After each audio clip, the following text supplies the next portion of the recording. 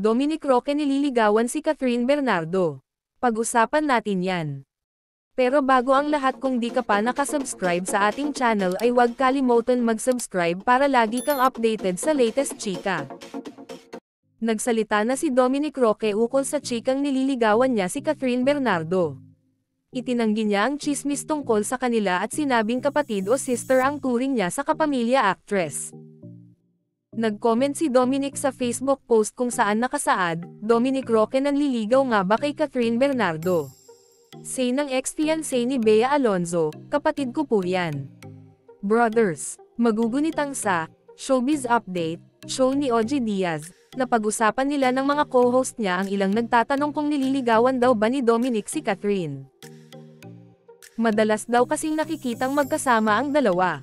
May nagtanong sa akin dahil madalas daw ang sightings kina Dominic Roque at Catherine Bernardo, ani Ogie. May nagtanong lang naman sa akin, ha, Mama Uggs, nanliligaw ba si Dominic Roque kay Catherine Bernardo? Dagdag pa niya, patuloy pa niya, syempre hindi ko naman alam kung ano ang isasagot ko. Ang alam ko, si Dominic at si Catherine ay best of friends. Anong masasabi nyo sa ating chismis ngayon? Mag-comment na at subscribe para updated ka sa latest chika na gaya nito. Maraming salamat po.